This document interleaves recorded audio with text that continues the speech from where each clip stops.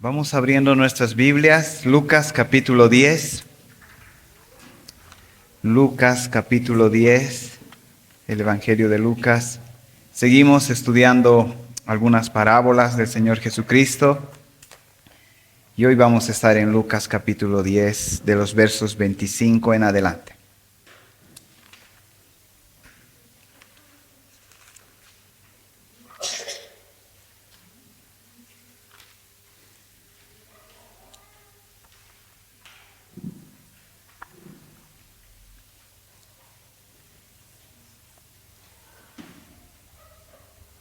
Vamos a dar lectura, Lucas 10, del verso 25 hasta el 37. Dice: He aquí cierto intérprete de la ley se levantó y para ponerle a prueba le dijo: Maestro, ¿qué haré para heredar la vida eterna? Y él le dijo: ¿Qué está escrito en la ley? ¿Qué lees en ella? Respondiendo él dijo: Amarás al Señor tu Dios con todo tu corazón y con toda tu alma y con toda tu fuerza y con toda tu mente, y a tu prójimo como a ti mismo. Entonces Jesús le dijo: Has respondido correctamente, haz esto y vivirás. Pero queriendo él justificarse a sí mismo, dijo a Jesús: ¿Y quién es mi prójimo? Respondiendo Jesús dijo: Cierto hombre bajaba de Jerusalén a Jericó y cayó en mano de salteadores, los cuales, después de despojarlo y darle golpes, se fueron, dejándolo medio muerto. Por casualidad, cierto sacerdote bajaba por aquel camino, y cuando lo vio, pasó por el otro lado del camino.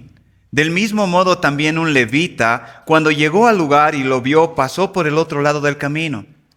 Pero cierto samaritano que iba de viaje, llegó a donde él estaba, y cuando lo vio tuvo compasión.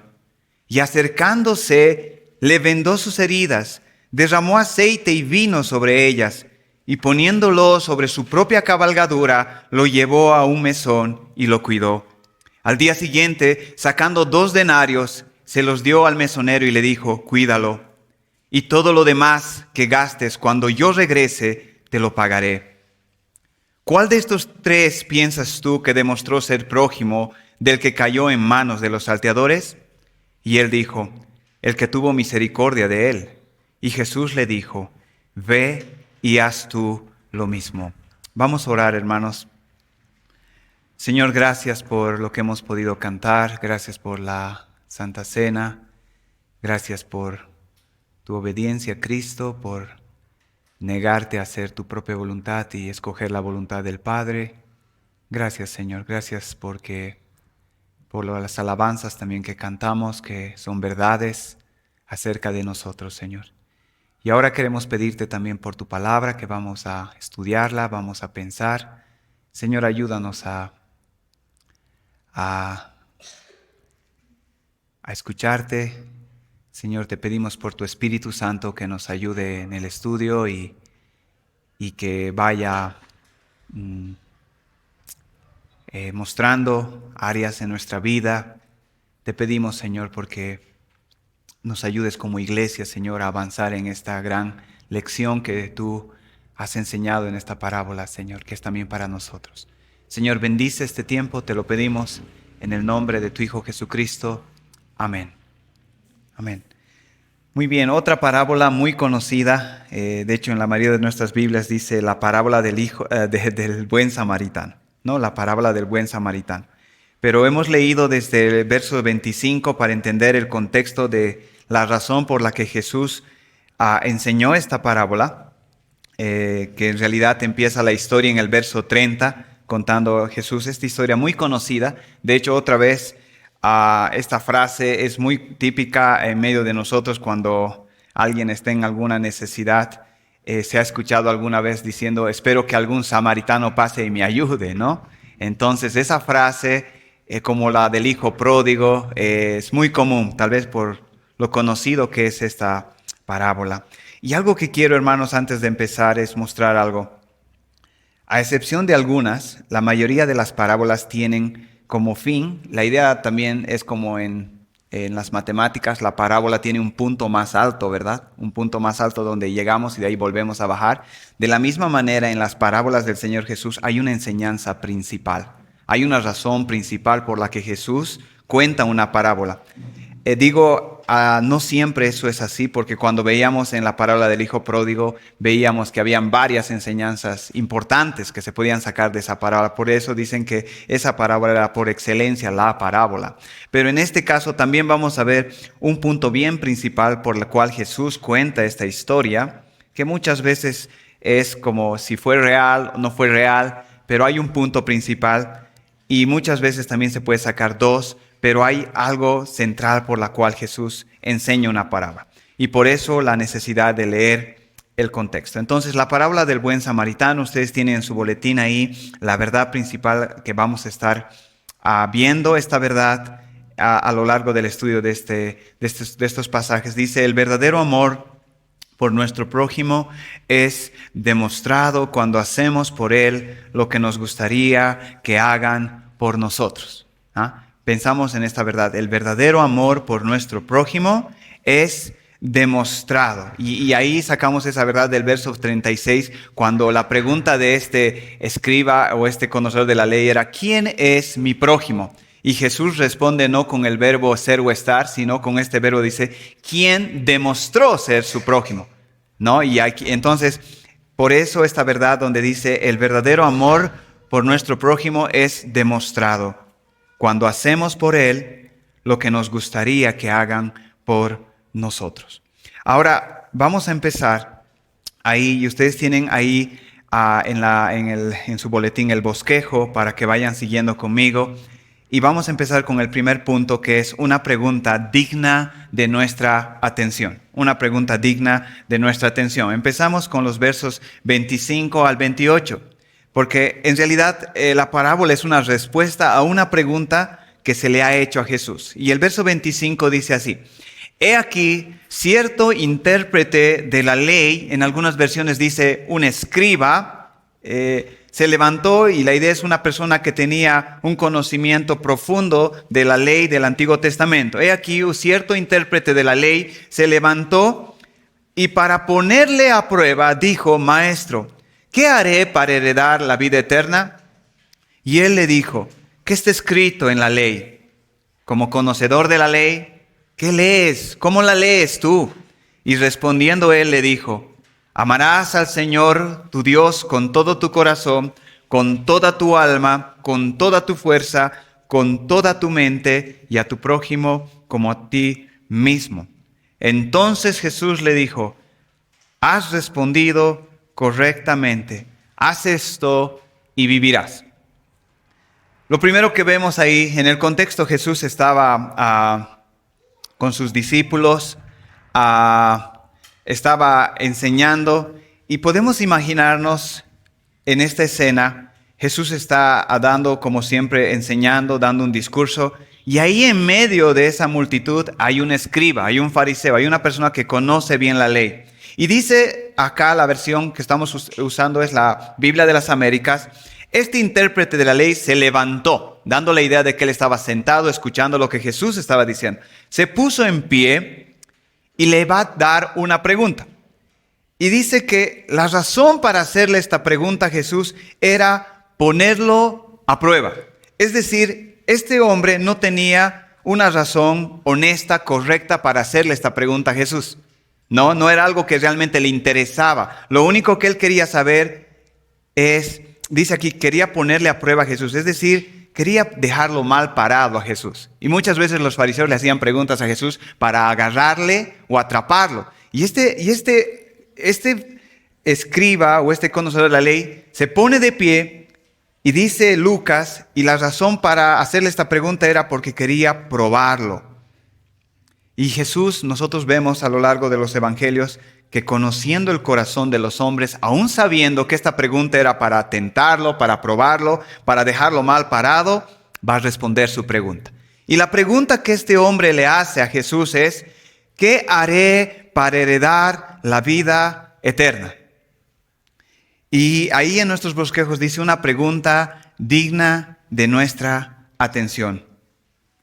Ahora, Yo, hermanos, creo, y estábamos hablando también el jueves y estábamos pensando en esto que vamos a hablar hoy día un poco más, es lo siguiente. Podría haber sido una pregunta muy trivial de ¿cómo hago para mejorar mis empresas? ¿No? Jesús, ¿no? Ahí está, él me puede ayudar. ¿O cómo hago para mejorar mi matrimonio o mejorar mi salud, Señor? Y tal vez Jesús le hubiera dado una respuesta, tal vez sí, tal vez no. Pero miren la pregunta que le hace. ¿Qué haré para heredar la vida eterna? Y yo estaba pensando, hace rato venía al culto y me acordaba de este folleto, aunque aquí dice una pregunta digna de nuestra atención en nuestro bosquejo, pero este folleto se llama La pregunta del $1.000.000. La pregunta del $1.000.000. Y una vez alguien me preguntó en la librería, ¿por qué se llama este folleto La pregunta del $1.000.000? Y aquí está la respuesta, hermanos, si un día te hacen la misma pregunta al usar este folleto. ¿Por qué esta pregunta es la pregunta del $1.000.000? Que es exactamente la misma pregunta que este fariseo le hace a Jesús. ¿Qué haré para heredar la vida eterna? En otras palabras, podemos decir que esta pregunta con lenguaje contemporáneo se puede decir, ¿qué haré para ser salvo? ¿Cómo puedo huir de las llamas del infierno? ¿Cómo puedo tener mis pecados perdonados? Y es exactamente lo que tenemos en este folleto, que es la pregunta del $1.000.000, que dice, ¿qué haré para... perdón, la he perdido. Allá. ¿Irás al cielo después de esta vida? Que es similar. ¿Irás al cielo? ¿Qué haré para heredar la vida eterna? ¿Qué haré? ¿Qué puedo hacer para ser salvo? Y digo que es la pregunta del $1.000.000 por las siguientes dos razones. Vamos a pasar un ratito, dos textos. Primero vámonos un ratito a Mateo capítulo 22. Mateo capítulo 22.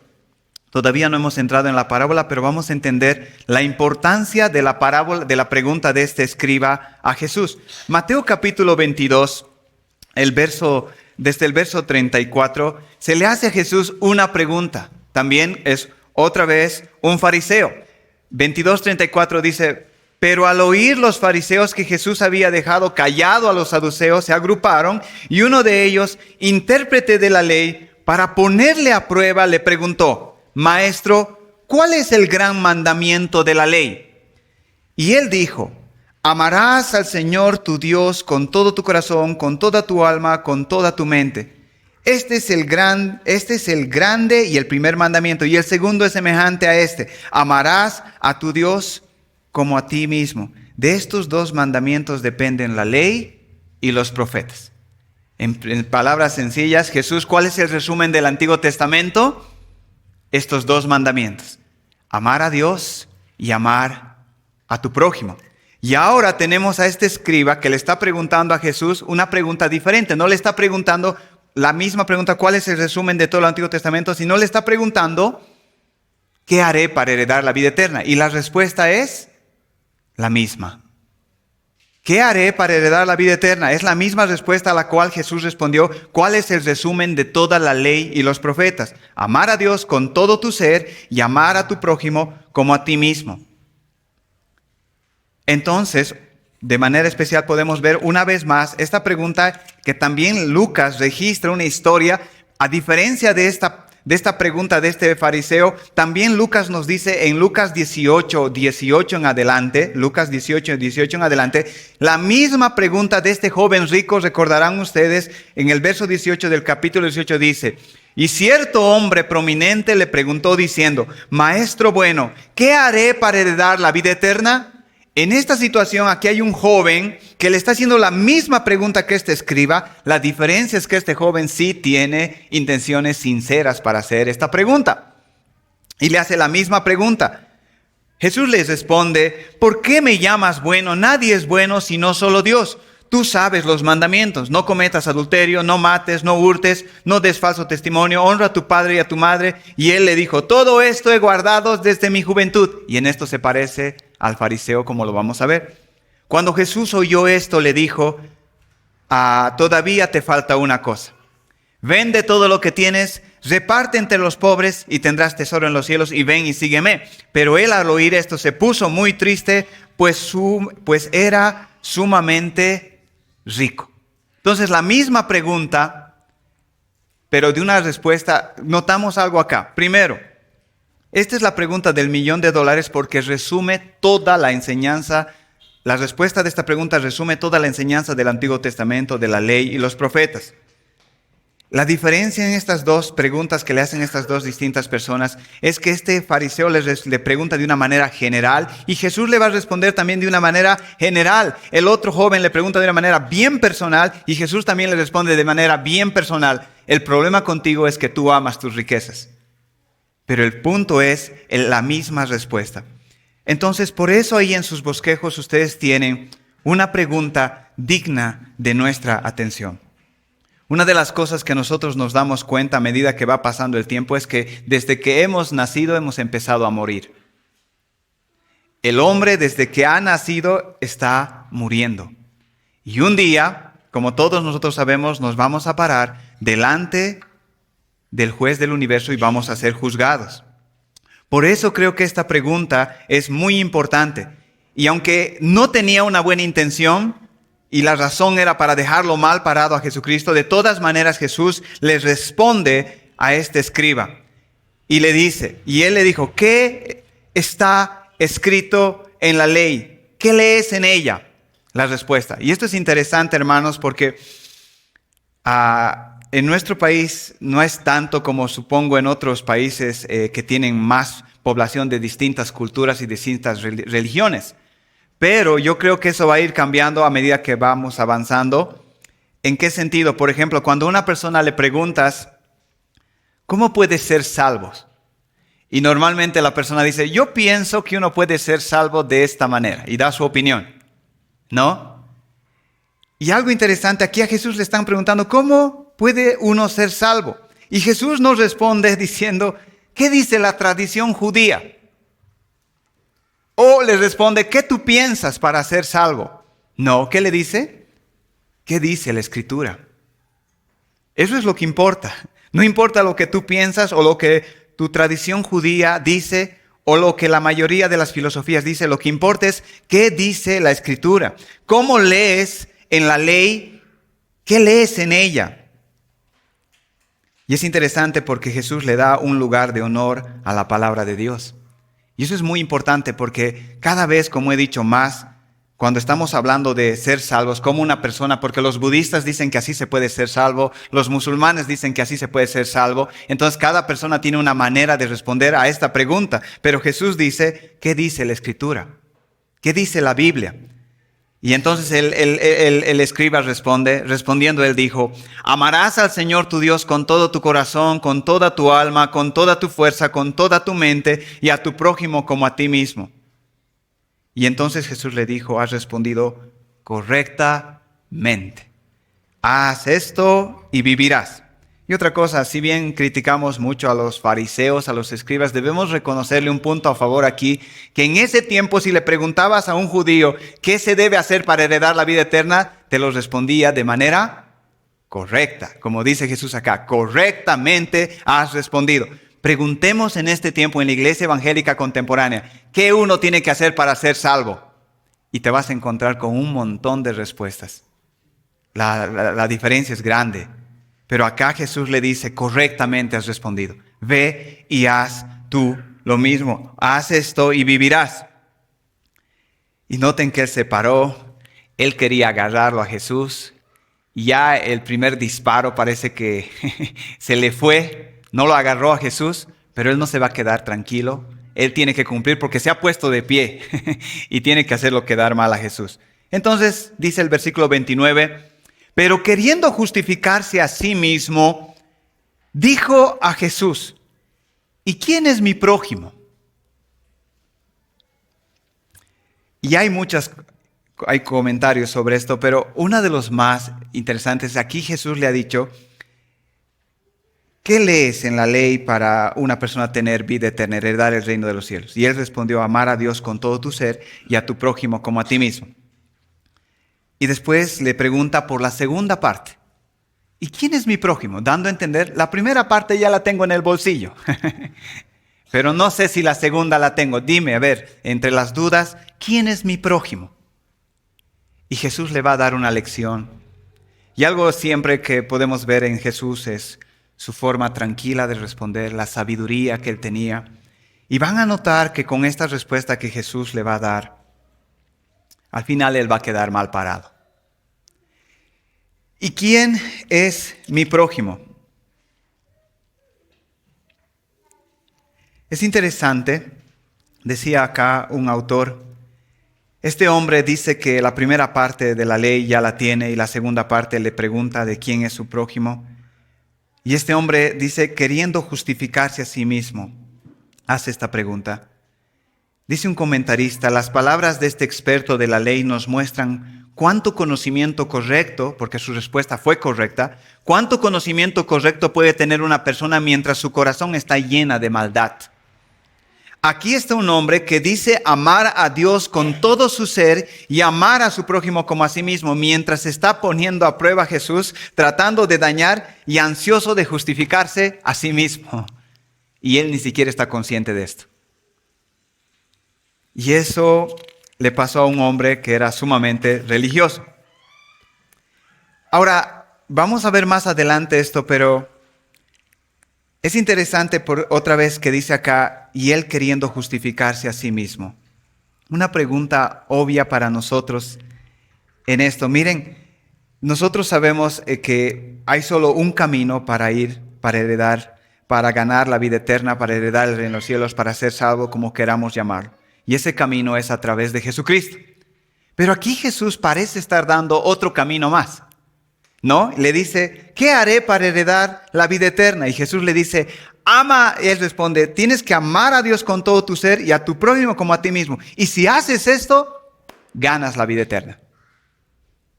¿Sí? Es decir, salvación por obras.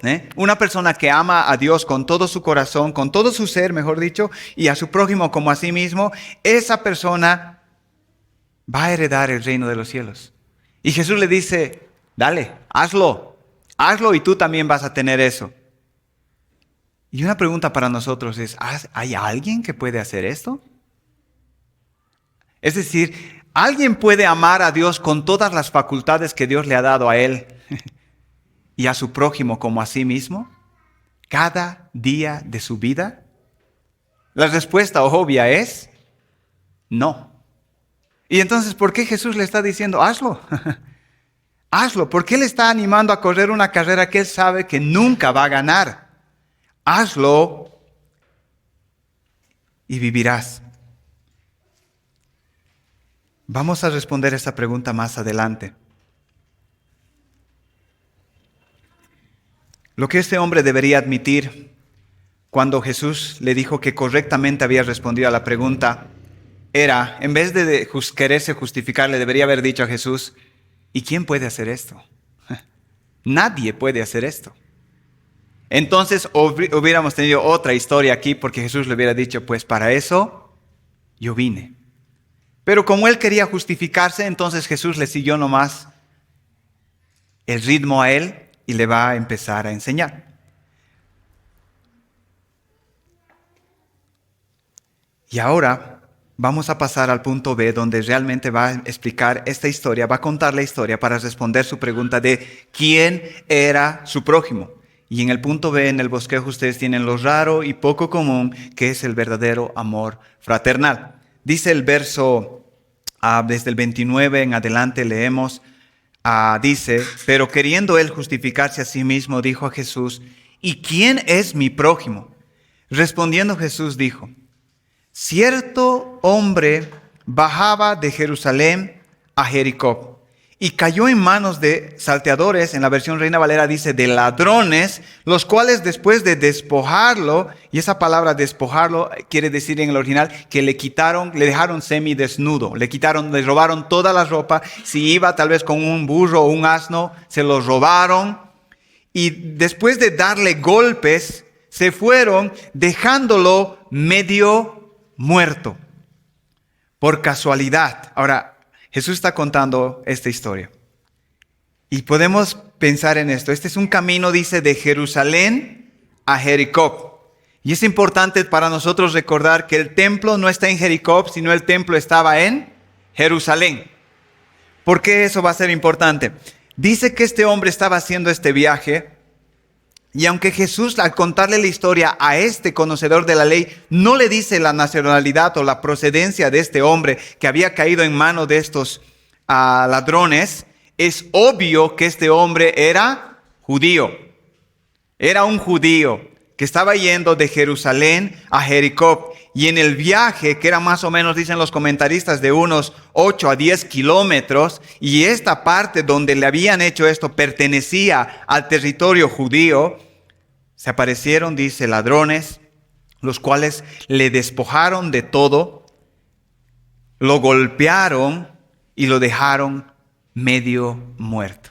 Estaba revisando esta semana imágenes, o justo alguien nos dio un calendario en la imprenta, y en esta había una figura que más o menos nos hacía ver. Y yo le decía a Sergio, pon esta figura para que podamos un poquito pensar lo que realmente fue. Y era un hombre, obviamente, que estaba semidesnudo, porque aquí dice que estaba medio muerto. O sea, lo golpearon duro y estaba en un rincón tirado, sangrando. Y dice el versículo 31, Jesús está contando: por casualidad, cierto sacerdote bajaba por aquel camino, y cuando lo vio, pasó por el otro lado del camino. Un sacerdote, un hombre de Dios, un hombre santo, un hombre que trabajaba en el templo. No creo que hay una comparación, pero podemos contemporizar y decir, por casualidad, un pastor estaba pasando por ahí y lo vio. Estaba tal vez en su camino, porque dice, lo vio, ¿y qué hizo? Se fue al otro lado y siguió. Estaba como muerto. Y tal vez alguien esté escuchando la historia y como un niño, ¿verdad? Cuando hay alguien que está ahí muriendo y está diciendo, ya se va a morir, se está muriendo. Y justo a la lejanía ve un hombre bajando y uno dice, y es un pastor, lo va a ayudar, lo va a ayudar. Se esperaría que haría algo. De hecho, la ley decía que ellos tenían que ayudar a su prójimo, sea extranjero, sea judío, pero encima era judío y él sabía que era judío. Pero el sacerdote lo vio y tal vez sin despertarlo pasó al otro lado del camino. Y el fariseo le está escuchando, se le está contando a él, es decir, es el sacerdote al que ustedes muchas veces piden que interceda por ustedes, el que ha hecho eso. Y después sigue la historia Jesús y dice el verso 32, del mismo modo también un levita. ¿Quién era un levita? El ayudante del sacerdote. También trabajaba dentro del templo, también hacía rituales, también era un hombre de Dios, un hombre santo. Entonces es como uno dice, ya, el sacerdote, él lo va a ayudar. Pasa el levita y dice que hace exactamente lo mismo que el sacerdote. Se pasa al otro lado del camino y no lo ayuda. Y no lo ayuda. Verso 33. El fariseo le está escuchando a su pregunta que él le ha hecho. Y el verso 33 dice, el escriba, pero cierto samaritano.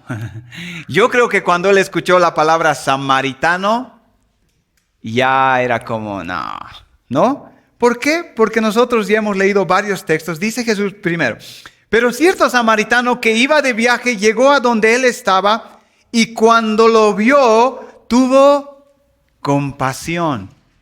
Y esa palabra en el original quiere decir que las entrañas, sus tripas se le conmovieron al verlo. Pero era este samaritano. Y ustedes, sabemos por varios textos, como en Juan 4 y otros, que judíos y samaritanos no tenían trato. De hecho, hay muchos versos en la Biblia y uno de ellos, una vez cuando a Jesús querían echarle toda su ira, toda su descarga, los fariseos hacia Jesús, casi por escupirle, le dijeron, tú eres un samaritano. Una expresión de desprecio en ese tiempo. Tratados como animales a los samaritanos, no tenían ningún trato. Pero Jesús usa este samaritano para decirnos, y cuando lo vio, dice, fue movido a compasión. Tuvo de él misericordia. Ahora, volviendo al 31 y al 32, podemos pensar un momento en nosotros en esto, hermanos, y decir, ¿por qué el sacerdote y el levita no lo ayudaron? ¿Por qué no lo ayudaron? Decía hace rato que es importante ver que el viaje es de Jerusalén a Jericó. Algunos comentaristas decían, tal vez se puede entender que el sacerdote creyó que el hombre que estaba tirado realmente ya estaba muerto. Y para los sacerdotes acercarse a un muerto era algo de que los inhabilitaría para su servicio o algo así. Si así fuera, el sacerdote no está yendo al templo en ese momento, está volviendo del templo y va a tardar unos días, porque es la distancia en ese camino, en volver y le daría tiempo aún para purificarse y seguir con su labor. Es decir, no era por un tema de oficio que este hombre no lo ayudó, de la misma manera el levita. ¿Por qué no se detuvieron? Y la razón, primero podemos decir, no tenían una razón justificable para hacer lo que hicieron. Y mucho más cuando la misma ley les decía que ellos debían prestar auxilio en medio de una necesidad al extranjero, si es que así fuera el caso, pero era un judío, no era un extranjero. Entonces no tenían razón para no prestarle auxilio.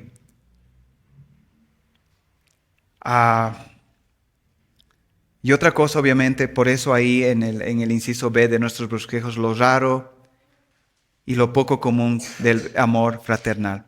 ¿Por qué no ayudaron estos dos hombres a este hombre que estaba tirado en el piso? Tal vez tenían, cuando nosotros pensamos eso en nosotros, cuando hay personas en necesidad y a veces nosotros pasamos de largo y nos preguntamos después, ¿por qué no le hemos ayudado? Y van varias las razones, ¿no? Como tenía cosas que hacer, no podía detenerme en ese momento, tenía que llegar. Pero se nos dice en este verso 33, pero cierto samaritano que iba de viaje, llegó a donde él estaba y cuando lo vio, tuvo compasión. Lo primero es que él sí vio que este hombre que estaba tirado en el piso era un judío. Pero aún a pesar de eso, dice el verso 34, acercándose, le vendó sus heridas, derramó aceite, vino sobre ellas y poniéndolo sobre su cabalgadura, lo llevó a un mesón y lo cuidó. Acercándose. Muchos dicen, no saben si este hombre era un comerciante, por eso tenía vino o aceite, o era un viajero consciente de que tal vez lo que le había estado pasando a este hombre era algo que le pudo haber pasado a él y para eso llevó algo para él, pero como no le pasó a él y le pasó al otro, entonces lo usó para el otro. Pero lo interesante acá, hermanos, es lo siguiente. Piensen conmigo un momento. Yo estaba recordando, con esta enseñanza el Señor obviamente no está queriendo decir que cada indigente que de aquí en adelante volvamos a ver, hagamos algo por ellos. No, o poner un peso de conciencia en nuestra mente, decir, cualquier persona que me pida una limosna, tengo que darle porque he aprendido esta parábola. No estoy diciendo que no hagan eso, pero evidentemente ese no es el punto aquí, aunque tampoco es para rechazarlo. Pero noten esto. Este hombre se acercó, dice, se detuvo, sí, se acercó a él y dice que echó aceite y vino a sus heridas y después de curarlas, las empezó a vendar. Alguien ha dicho tal vez este hombre le prestó los primeros auxilios en ese tiempo a este hombre que estaba mal. Y dice, y poniéndolo sobre su propia cabalgadura de su burro, de su asno, lo llevó a un mesón y lo cuidó. Habrá sido pesado, no sé, pero dice que lo alzó y lo puso él, agarró y casi, ¿qué figura nos muestra aquí Lucas? A este hombre que viajaba a esta larga distancia, se bajó, lo vendó, lo curó, lo subió y él decidió caminar, agarró su burro y empezó a llevarlo al hombre y empezó el viaje y siguió el viaje. Seguramente igual que el sacerdote y el levita tenía muchas cosas que hacer, estaba muy ocupado, pero con todo cambió totalmente el rumbo de su agenda e hizo esto. Y ahora, yo estaba diciendo hace rato de los indigentes porque yo solo recuerdo una vez en toda mi vida que una vez vimos con Mónica una mujer que ya era tarde en la librería y era muy tarde en la noche cuando nos íbamos y la veíamos todavía ahí con sus hijitos en la noche Y nos acercamos y le preguntamos, y le dijimos si tenía dónde pasar la noche. Nos dijo no, y esa noche llevamos a la casa con sus niños y durmieron y estuvieron. Pero no recuerdo más cosas de esta manera similar que yo había hecho por alguna persona en necesidad. Y yo te pregunto a ti, ¿tú has hecho algo así alguna vez? ¿Has visto a alguien en gran necesidad y has acudido en su auxilio? ¿Le has ayudado? Pero si aún lo hubieras hecho así, yo estaba pensando en este samaritano. Él estaba ahí, el hombre tirado, desnudo, golpeado, semi-muerto. Y lo que normalmente nosotros hacemos es lo siguiente, ¿no? Ya no voy a pasar indiferente de largo, algo voy a hacer. Entonces se acercó tal vez y le pudo preguntar, ¿tienes frío? Te dejaré en este tiempo diríamos mi chaqueta, así del frío, ¿no? Ya estás más abrigado, ¿no? Y ya me iría con una conciencia de decir, algo he hecho. O decirle, ¿tienes hambre? Mira, tengo algo de comida, come. Algo he hecho. ¿Sí o no? Muchos de nosotros haríamos algo así. Muchos tal vez pasaríamos de largo, pero muchos haríamos algo. Pero lo que nos llama la atención de este samaritano y la forma en cómo Jesús lo dice, es que este hombre no hizo algo. Dice, se baja, lo cura, lo venda, lo sube y sigue el viaje para llevarlo. Dice, y lo llevó a un mesón, a un alojamiento, y ahí lo cuidó. No solo otra vez llegaba al mesón y ya a un lugar más seguro, donde hay una cama, donde pueden cuidarlo, y decirle al hombre, hasta aquí llegué yo. Por favor, ayúdenle. Este hombre estaba tirado, lo he ayudado y hagan algo por él. Pero no, Jesús sigue y dice, y al día siguiente, en otras versiones dice que se quedó toda la noche cuidando de él. Sacando 2 denarios, y esto era el salario que le alcanzaría al mesonero, como 3 semanas para cuidar de este hombre. 3 semanas poniendo de su dinero, le dio al mesonero y le dijo, cuídalo, y todo lo demás que gastes, cuando yo regrese, te lo pagaré. Yo estaba pensando en esto, y yo decía, ¿cuándo esto puede pasarnos a uno de nosotros? Ponte en situación. Tú estás en otro país, ¿no? Voy a poner a Eduardo, que tenemos una amistad de tiempo, y yo lo veo o él me ve, no sé, viceversa, y vemos a una persona tirada que la han robado, claramente lo han asaltado, y vamos a hacer algo. Pero al voltearlo nos damos cuenta que es alguien conocido. Es alguien que apreciado, muy cercano. En ese momento nos volvemos locos, ¿y qué hacemos? Empezamos a ayudarlo, un médico, empezamos, y ya no importa cuánto voy a pagar, a dónde le voy a llevar, hasta asegurarme de que esté bien. Porque es alguien que yo conozco, no sabía que era él. Solo en esa situación yo me ponía a pensar que tal vez haría algo como este hombre hizo. Gastaría de lo mío, me esforzaría, y le visitaría y le diría, ¿estás bien? ¿Pero tú harías eso por un desconocido? La respuesta es obvia. No. Y encima por un enemigo. De hecho, este samaritano podía decir, estoy justificado de no hacer nada. Porque esté en territorio judío y no tenemos trato, entonces no estoy supuesto a hacer nada. Pero lo que Jesús está relatando es un punto de que nosotros haríamos eso solamente a través por un familiar o un ser querido. O una amistad muy cercana. A tal punto de dar su dinero y decir, voy a volver, y si algo más, te lo voy a pagar. Ahora, yo había dicho que las parábolas siempre tienen un punto superior por el cual quiere Jesús enseñar. Pero también hay algunas enseñanzas, obviamente, que se van desprendiendo de esto. Y en el punto que vemos acá, el anterior que decía lo raro y lo poco común del verdadero amor fraternal. Yo estaba pensando en algo mientras hacía esto, hermanos, y yo creo que es algo que no sé exactamente cómo explicar, pero es algo que nos sucede. ¿A quién le está contando Jesús esta respuesta, esta parábola? A un conocedor de la ley que le hizo esta pregunta. Y Jesús a propósito usa 2 personajes que van a pasar de largo en la necesidad de este hombre, un sacerdote y un escriba. En pocas palabras, tenemos 4 personajes en esta historia.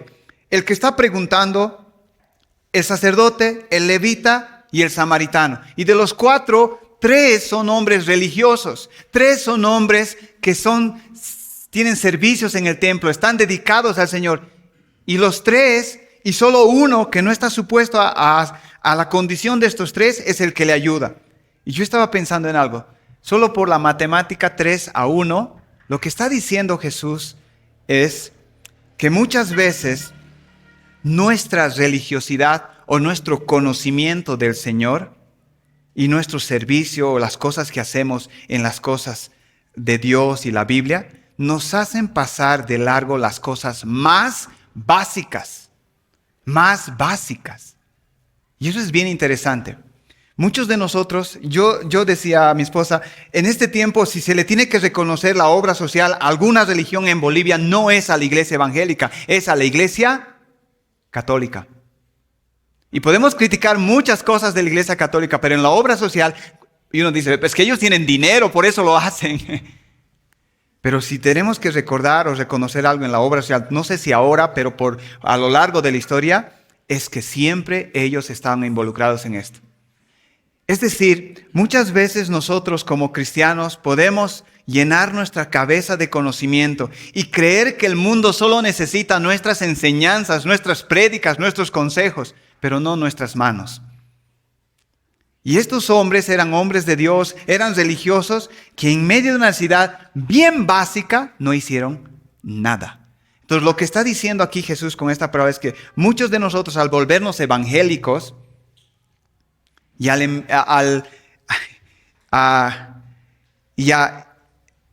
voy a decir, y no es que está mal la doctrina reformada, pero muchas veces y al volvernos reformados más encima, es más peligroso esto. ¿Saben por qué?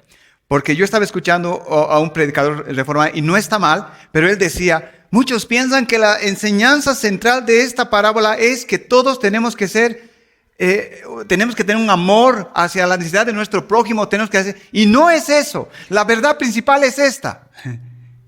Y ya como que nos deslinda. Yo pensé que era lo otro. Es más de enseñar y decir cosas. Pero no es así.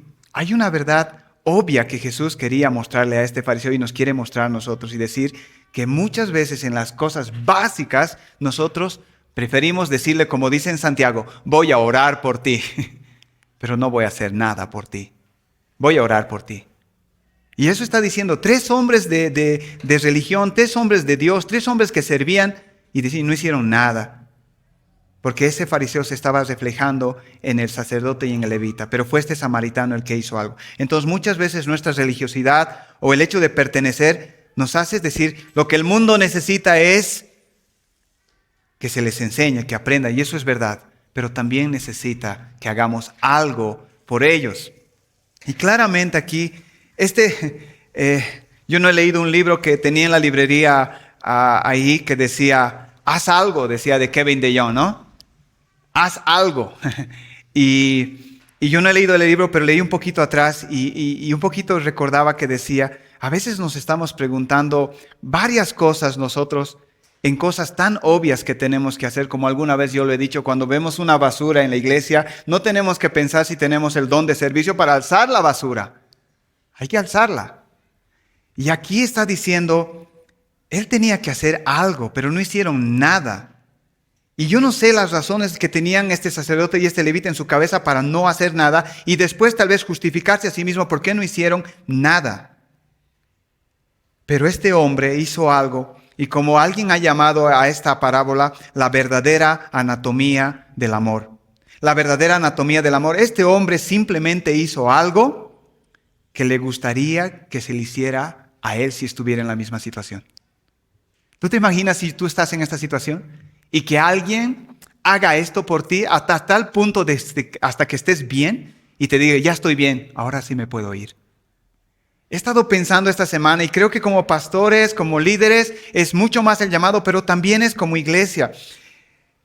Yo no encontré esa cita, pero yo vi una persona que era un ateo por muchos años. Y de pronto él, parafraseando, era algo como que él conoció una iglesia cristiana. Y pasaba por esa iglesia, y solo pasaba por esa iglesia con su amigo ateo. Y un día sintió el deseo de querer entrar en esa iglesia. Y él le preguntó, ¿por qué quieres entrar ahí? Y él le había dicho, porque me llama la atención el amor que tienen uno por otros. Hay algo en ellos que les hace ver, que me hace ver a mí que tienen algo que yo no tengo, y es la curiosidad que me quiere hacer entrar a esta iglesia. Ahora, yo estaba pensando en este tiempo en nosotros como iglesia, en cuanto a... Alguien me hizo esta semana una pregunta y me dijo, ¿has visto a fulanito que ya no está tan cerca de fulanita como antes estaban? Ya no son tan amigas como antes. Estos dos hermanos andaban antes bien juntos, pero algo ha pasado que ya no los ves tan juntos. Y yo estaba pensando en esto y en lo que Jesús está enseñando acá. Cuando alguno de nuestros...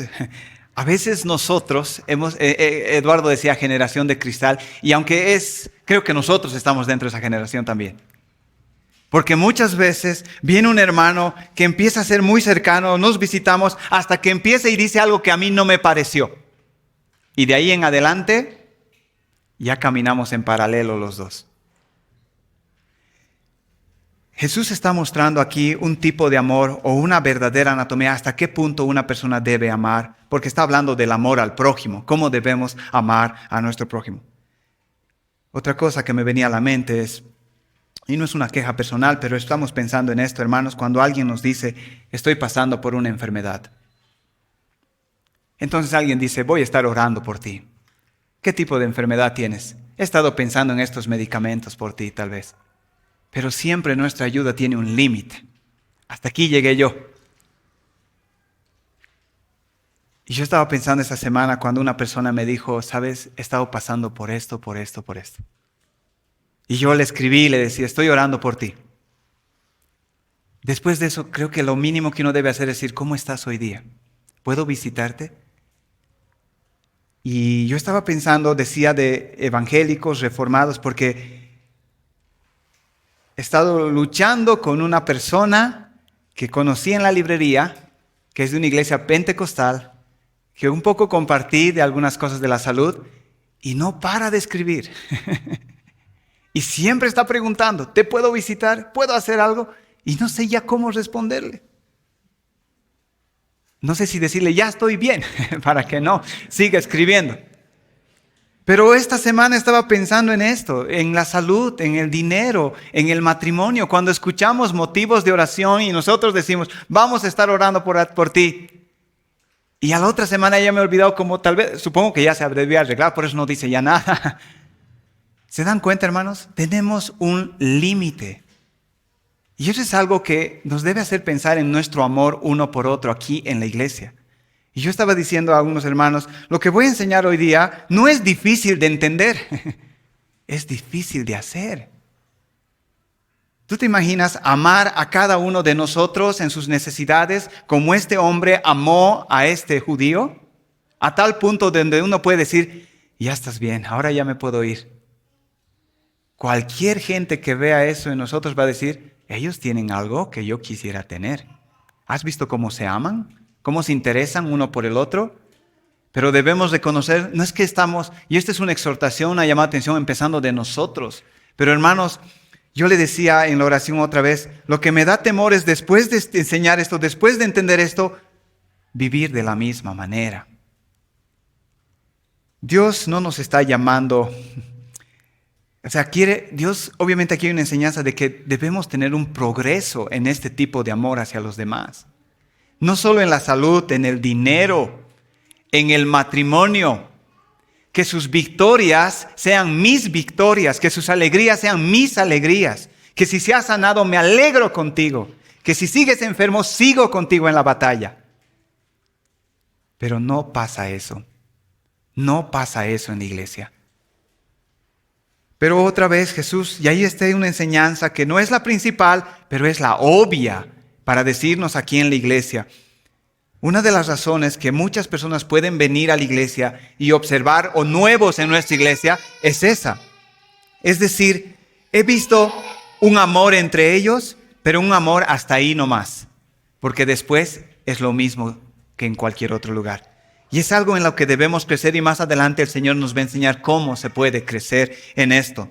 Entonces, por eso ese título, lo raro y lo poco común de un amor fraternal.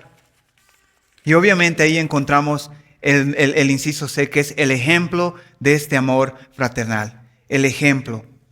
En algunos comentarios decía, cuando pensamos en este samaritano y lo que hizo por este hombre, cuando lo curó, lo ayudó, lo llevó y dio de lo suyo hasta donde se asegure de que él va a estar bien, ¿quién puede hacer esto con cada persona que esté en necesidad? Y la respuesta es nadie, pero no por eso no estamos llamados a vivir de esta manera.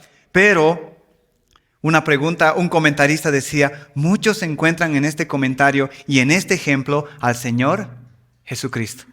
Porque Él es el único que hizo eso, exactamente eso por cada uno de nosotros. Y creo que es válido el Señor Jesucristo haciendo exactamente eso de sanar nuestras heridas. Cuando estábamos ahí, cuando nadie daba nada por nosotros, Él nos llevó. Y Él es el ejemplo para esto. Por eso muchas veces también yo pensaba en iglesias. Allá en la zona sur veía un título de una iglesia que se llama El Buen Samaritano.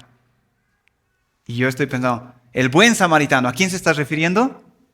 Iglesia El Buen Samaritano se está refiriendo a Jesucristo como el Buen Samaritano.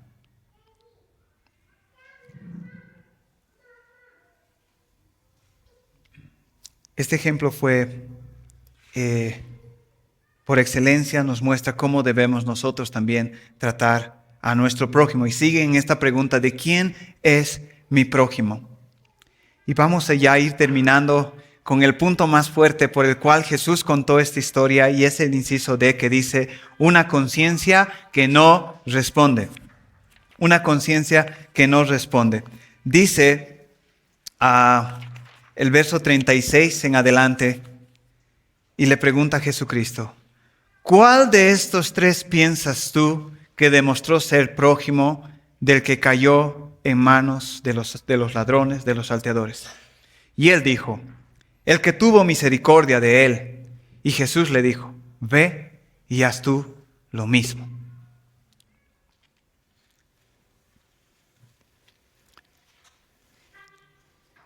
Por eso decía que al principio la pregunta es, ¿quién es mi prójimo? Y Jesús, miren cómo le responde, ¿quién piensas tú que demostró ser su prójimo del que estaba tirado? ¿Quién es? ¿Quién demostró? ¿Cómo sabemos quién es? Por lo que uno demuestra. Por lo que uno demuestra, sabemos quién es su prójimo. Y le pregunta a él, ¿quién crees tú que fue el prójimo de estos tres, de este hombre que estaba en esa condición? ¿Y qué tenía que él responder a esa pregunta sencilla? Como la primera vez respondió correctamente. A ver, la segunda pregunta, examen. ¿Quién fue su prójimo? Y él debía decir, ¿qué debía decir? Pues el samaritano. Pero él no va a decir samaritano, porque ni mencionarlo. Él va a decir, la respuesta de él es, el que tuvo misericordia de él. Ese fue su prójimo, el que tuvo misericordia de él.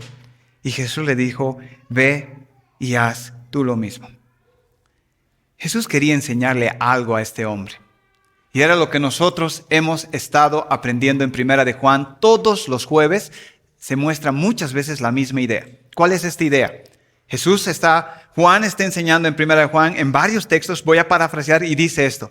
El que dice que ama, que odia, el que no ama, a su hermano, a quien puede ver, ¿sí? El que no ama a su hermano, a quien puede ver, tampoco ama a Dios, a quien no puede ver. Si él dice que ama a su hermano y no lo ama, a quien puede ver, el tal es un mentiroso. Lo que está diciéndole Jesús, en tus respuestas te estás condenando. Es obvio que tú no amas a tu prójimo. Te he demostrado que él le ayudó aún siendo él judío. Tú deberías amar a tu prójimo, a este samaritano. Pero al tú no responder el samaritano, estás mostrando que no lo amas. Y si no lo amas a él que lo ves, tampoco amas a Dios. Estás perdido, amigo. Eso es lo que le quería decir Jesús. Por eso decía una conciencia que no responde.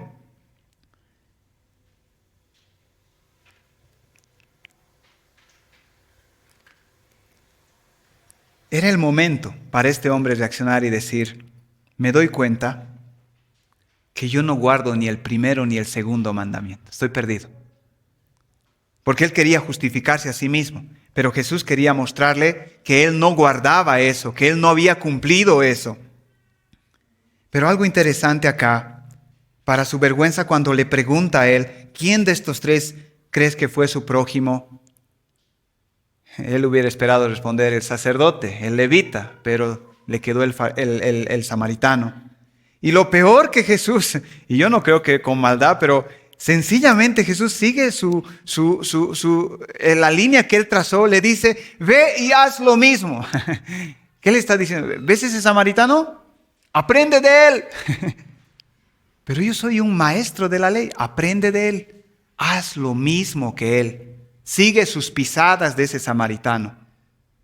Y eso es una forma, obviamente, para, como decía al principio, él quería dejar mal parado a Jesús, pero él quedó mal parado. Haz tú lo mismo.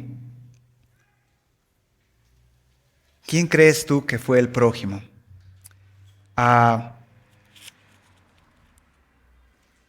Un comentarista decía, lo que Jesús está enfatizando en esto, la pregunta no es ¿quién es mi prójimo? Sino que la pregunta es, ¿estoy siendo yo el prójimo de aquellos necesitados que Dios ha puesto en mi camino? ¿Estoy siendo yo el prójimo de aquellos necesitados que Dios ha puesto en mi camino?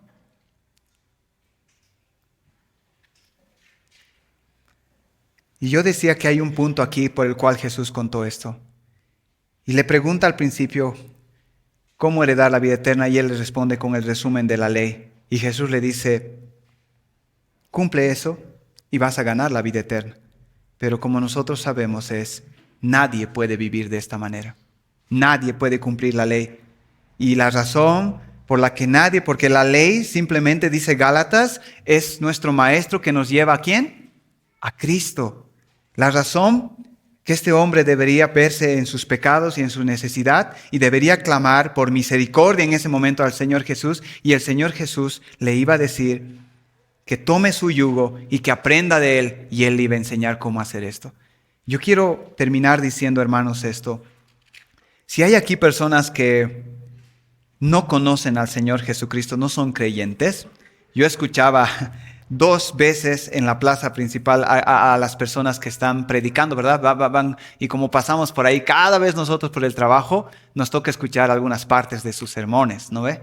Entonces estaba escuchando a un hombre predicar, pero un hombre se le acercó al predicador con su Biblia porque estaba y le dice, nada que ver de Jesús, de hacer esto. Lo único que una persona tiene que hacer para ser salvo es leer el Sermón del Monte y cumplirlo, y así es salvo. Leer el Sermón del Monte, Mateo capítulo 5 al capítulo 7, y lo cumples y entonces eres salvo. A ver, intenten leer y intenten cumplir eso, hermanos. Ya entendemos nosotros los que ya vamos conociendo esto.